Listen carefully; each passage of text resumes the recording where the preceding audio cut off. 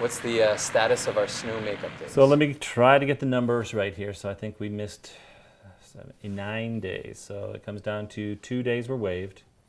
1 day will be a makeup day on March 21st. That will be a gold day since we have missed more gold days, and I think all of our 2-hour delays have been on gold days.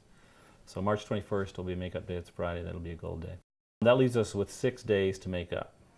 3 of those will be physical days. Those will be June 4th, 5th, and 6th. So those 3 days will now be student days. The last student day, June 6th, will also be the last teacher day. Okay, so we make up 3 days in June, the first week of June. What about the other 3 days? So that leaves us with 3 other days to make up. We're going to make those up with e-learning. So every teacher then will come up with a class and a half. So we have 3 days to make up, which is equivalent of a class and a half of e-learning material. So teachers can come up with 88 minutes plus 44 minutes, and they can divide that up any way they want into e-learning modules. That could be remediation, could be enrichment, could be a standalone assignment, could be an assignment that's integrated in with what is going on in the class at the time. The only thing I ask that every PLC comes to consensus on, here's what we're going to do. So all Algebra 1 teachers have to do the same thing. All U.S. History teachers have to do the same thing.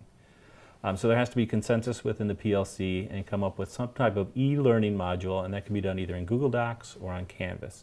And we'll have lots of help for teachers. That's what the faculty meetings on March 4th and 5th are about.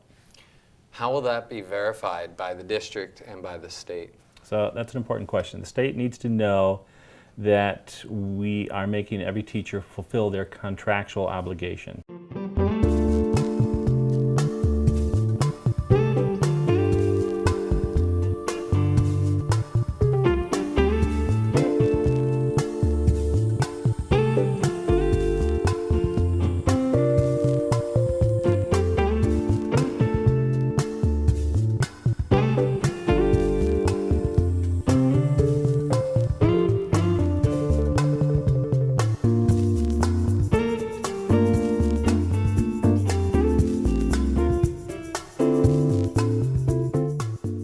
So a good way for teachers to think about this is that's 3 days worth of work.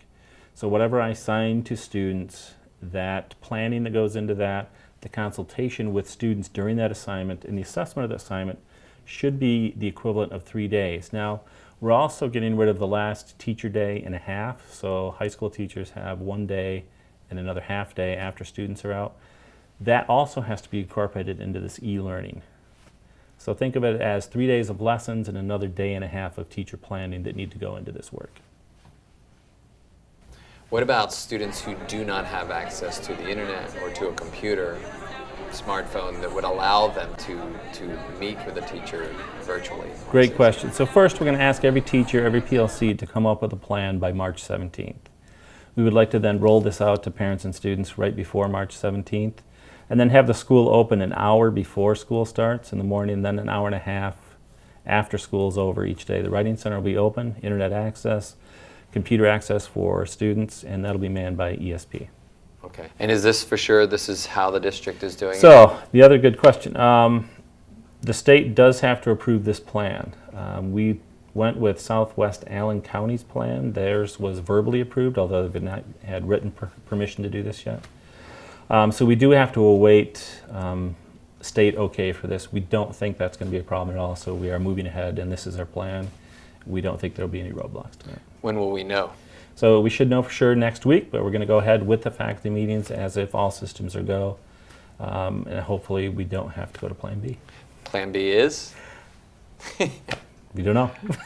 We are sure that Plan A will work. So No spring break is, so Plan B wouldn't include spring break at all, right? Spring break is intact, or is that still on the table? No, spring break I don't believe was ever on the table, won't be on the table. If we do have any additional canceled days, I hope we don't, I hope we're out of the woods there, we will go to e-learning for those days as well. This will also be a good start for us in how we could handle snow days in the future. So if this all works out well and teachers can create these lessons, this may be the way we push out lessons for any snow day that happens next year. Yeah, and certainly with Chromebooks coming, right. it'll certainly get easier to meet students in a place other than in the classroom. Most of our students will be able to do that the day that we push it out. All right, very good. Thanks. Thank you very much. Now back to you.